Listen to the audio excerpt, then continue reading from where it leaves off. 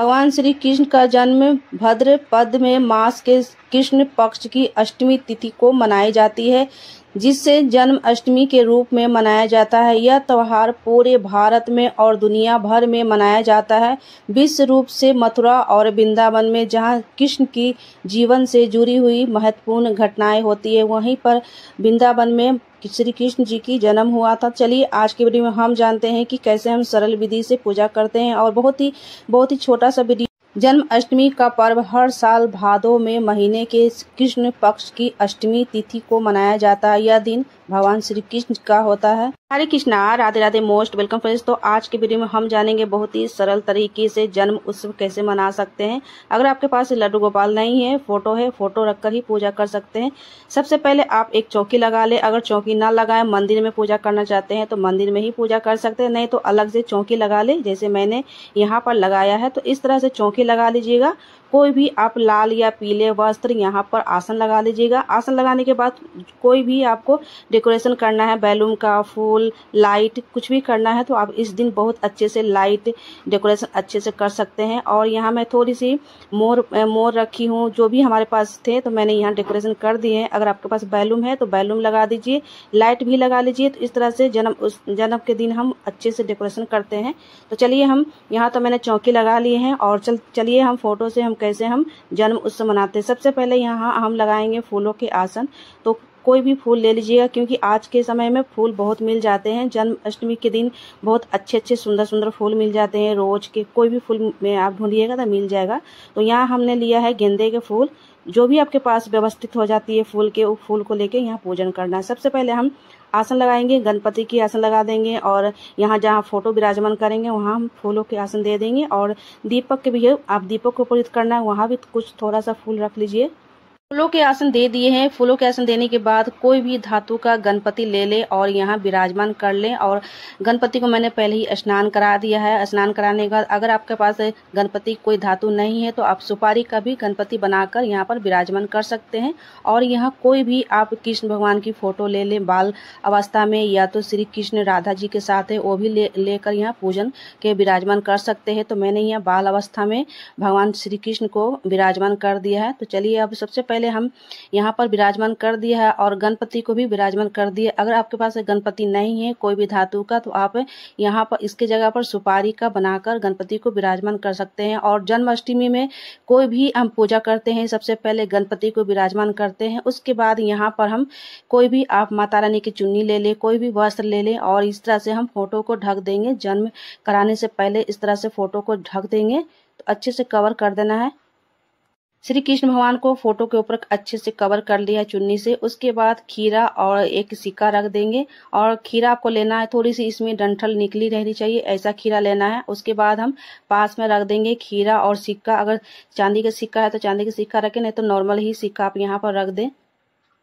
शाम के 7 बजे इस तरह से हम पूरे फोटो को ऊपर कवर कर देते हैं, खीरा एक सिक्का रख देते हैं। उसके बाद बहुत सारे समय रहता है जब तक आप मंदिर में घूमकर आ जाएंगे। मंदिर में सुंदर झांकियाँ लगी रहती है, सजावट रहती है, बहुत ही सुंदर रहती है। तो जब तक आप 12 बजे से पहले ही आप मंदिर में घूमकर आ जा सकते हैं। उसके बाद जैसे ही 12 बजती है तो घंटी, घड़ियाल ये सारे बजना शंख शुरू हो जाते हैं। उसके बाद पता चल जाता है, अगर पास में मंदिर है तो वहाँ भी घंटी बजना शुरू हो जाते हैं। उसी से पता चल जाता है कि अब जन्म होने का समय हो गया है, अब अपने लाला को जन्म करवा सकते हैं। तो इस तरह से हम जन्म कराने के लिए सबसे पहले घंटी बजाकर इस तरह से घंटी बजा लेंगे। उसके बाद हम जन्म करवाएंगे श्री कृष्ण जी को। तो घंटी बजाकर हम रख देंगे उधर और उसके बाद कपड़े हटा देंगे। तो कपड़े हटाने से पहले यहाँ पर हम खीरा को कट करेंगे इस तरह से। और ये क्लॉकवाइज आपको इस तरह से घुमाना है, एक ही साइड में डायरेक्शन में घुमाना है। तो सिक्की के सहायता से आप क्लॉकवाइज के डायरेक्शन में घुमाते हुए इसको कट करके निकाल लीजिए। इस कार्य को नाल छेदन नाल भेदन बोला जाता है। तो इसे हम अच्छे से कट कर ये किसी भी आप अपने गमले के क्यारी में इसको मिट्टी में दबा दें और इसे नाल छेदन और नाल भेदन की क्रिया से जाना जाता है। तो इस तरह से कट कर लेंगे। कटे हुए खीरे बड़े वाले हिस्सा जो है प्रसाद के रूप में सब कोई परिवार समेत ग्रहण करेंगे और ये खीरा को प्रसाद में हम सब कोई मिल बांट कर जो है घर के जितने भी सदस्य है प्रसाद में ग्रहण कर लेंगे। उसके बाद सिक्का जो बच गया है वो हम किसी मंदिर में जाकर हम पेटी में डाल देंगे। उसके बाद अब हम जो है श्री कृष्ण जी के फोटो के ऊपर हम कपड़े को हटा देंगे और यहाँ देखिए जन्म उत्सव हो गई है और हमारे श्री कृष्ण की जन्म हो गई है। उसके बाद विधि विधान से बहुत ही सरल तरीके से पूजा करेंगे और ये सबसे पहले घी के दीपक हम जला लेंगे। धूप है तो धूप भी जला लीजिए। तो यहाँ देखिए साइड में हम यहाँ पर रख देंगे, नीचे फूलों के आसन दिए हुए हैं जहाँ पर हम दीपक जलाए हैं। उसके बाद सारी प्रक्रिया पूजा की अब हम करते हैं शुरू। बहुत ही सरल तरीके से हमने पूजा करके आपको दिखाएंगे। यहाँ देखिए सबसे पहले पंचामृत लेना है।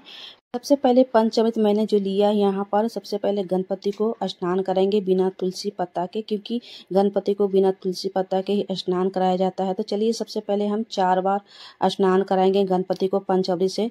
ओम गण गणपते नमो नमः, अष्टविनायक नमो नमः। ओम गण गणपते नमः नमः, अष्टविनायक नमो नमः। तो गणपति को 4 बार इस तरह से पंचामृत से स्नान करा देंगे। फिर उसके बाद हम श्री कृष्ण जी को स्नान कराएंगे। तो श्री कृष्ण जी को स्नान कराने के लिए इसमें तुलसी पत्ता डालेंगे, क्योंकि बिना तुलसी पत्ते के मैंने गणपति को स्नान कराया है और तुलसी पत्ता डालकर ही जो है श्री कृष्ण जी को हम भोग लगाते हैं, जैसे स्नान भी हम कराएंगे साथ के साथ। ओम कृष्णाय वासुदेवाय नमः, हरिये परमात्माय वासुदेव कलाशिने गोविंदे नमः नमः। ओम कृष्णाय वासुदेवाय नमः, हरिये परमात्मा प्रार्थने कलाशिने गोविंदे नमः नमः। ओम कृष्णाय वासुदेवाय नमः, हरे परमात्मा प्रार्थने कृष्ण गोविंदे नमो नमः। ओम कृष्णाय वासुदेवाय नमः, परमात्मे कैलाशमे गोविंदे नमः। कृष्ण को पंचामृत से स्नान कराने के बाद ये चरणामृत सभी लोगों में बांट देंगे और प्रसाद के रूप में ग्रहण करेंगे। तो ये चरणामृत बन गई है। उसके बाद भगवान को हम कलावा शुभ वस्त्र अर्पित करेंगे। श्री गणेश जी को, गणपति को हम कलावा वस्त्र रूपी कलावा अर्पित करेंगे। श्री कृष्ण जी को भी हम कलावा वस्त्र रूपी अर्पित करेंगे। भगवान श्री कृष्ण जी को भी कलावा वस्त्र रूपी अर्पित करेंगे। गणपति भगवान को हम चंदन से तिलक लगाएंगे। श्री कृष्ण को भी चंदन से तिलक लगाएंगे, रोड़ी से तिलक लगाएंगे। रोड़ी चावल अक्षत लेके हम तिलक लगाएंगे भगवान श्री कृष्ण जी को, गणपति को भी और गौ माता को भी हम चंदन से तिलक लगा लेंगे। चंदन से तिलक लगाने के बाद रोड़ी से भी यहाँ तिलक लगा सकते हैं। अक्षत के साथ थोड़ी सी चावल ले लें, रोड़ी ले लें और तिलक लगा दे भगवान श्री कृष्ण को और गणपति को माला अर्पित कर ले। उसके बाद गौ माता को भी हम अक्षत और रोड़ी से हम तिलक लगा लेंगे। इस तरह से अगर आपके पास घर में लड्डू गोपाल है, लड्डू गोपाल का कैसे जन्म कराया जाता है उसका वीडियो हमारे यूट्यूब चैनल पर अपलोड किया गया है, वहाँ से जाकर देख सकते हैं। और यहाँ मैं फोटो के साथ कैसे जन्म कराया जाता है ये आज की वीडियो में आप लोग जान ही लें। इसके बाद यहाँ इत्र है, इत्र लगा देंगे गणपति को और श्री कृष्ण जी को। गौ माता को भी हम लगा देंगे इत्र। जन्माष्टमी आते ही सुंदर सुंदर मार्केट में बहुत सारे फूल निकलना शुरू हो जाते हैं। आप चाहे तो इस दिन ना अच्छे अच्छे फूल लाए, सुंदर सुंदर फूल लाए, बहुत सारे फूल निकलना शुरू हो जाते हैं मार्केट में। और इस दिन तो कन्हैया जी का जन्म है तो सुंदर से डेकोरेशन तो होना बनता ही है, क्योंकि हमारे कन्हैया जी का जन्म है और जन्म उत्सव बहुत ही सुंदर से धूमधाम से बनाए। चाहे भले ही आप घर में कर रहे हो, कम फैमिली है, फिर भी अच्छे से धूमधाम से मनाना चाहिए, क्योंकि हमारे कन्हैया जी का जन्म है।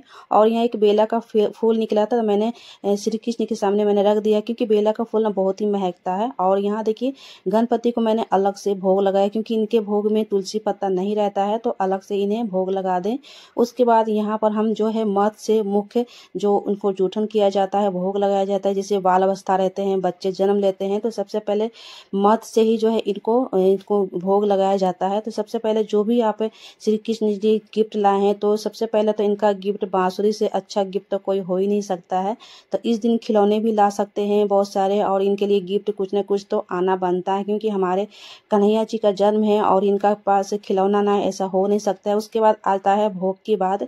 तो भोग में जितना सामर्थ्य है उतना भोग लगा सकते हैं। आज के दिन पंजीरी, माखन, मिश्री और खीर, मखाने की खीर होते हैं, साबूदाने की खीर होती है, ये सारी चीज़ इस दिन पकवान बनते हैं। पूरी, हलवा जो बनता है वो आप ठाकुर जी के सामने भोग लगाएं। उसके बाद जो भी 5 तरह के जो फल होते हैं, अनार, बनाना, खीरे, और फल में खीरा जरूर रखिएगा, क्योंकि बिना खीरा के भगवान श्री कृष्ण भोग नहीं लगाते हैं। तो तुलसी पत्ता हर भोग में हम डालेंगे। तो यहाँ देखिए एक एक करके हम भगवान श्री कृष्ण को भोग लगाएंगे। और चूरमा भी बनाइएगा इस दिन, क्योंकि चूरमा, पंजीरी, साबूदाना के खीर, पचमेवा, ये सारे चीज़ बनते हैं। घेवर भी बनते हैं। तो जिस दिन जन्माष्टमी रहेगा उस दिन तो घेवर बनेगा ही, हमारे यहाँ बनता है। तो घेवर का भोग लगाएं।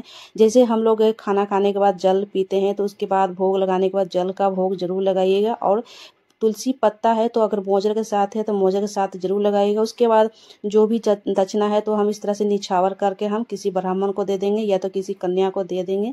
सारी पूजा होने के बाद हम करेंगे भगवान श्री कृष्ण जी की आरती।